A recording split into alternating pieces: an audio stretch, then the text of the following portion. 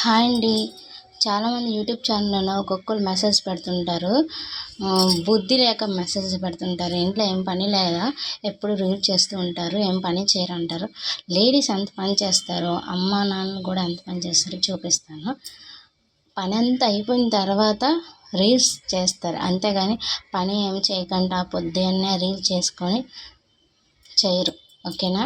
చూడండి, ఇప్పుడు లేవగానే ఫస్ట్ అనమాట స్టవ్ తుడుచుకున్నాను. స్టవ్ తుడిసిన తర్వాత కిందన ఇల్లు కూడా బాగా తుడిసాను, ముగ్గులు పెట్టాను.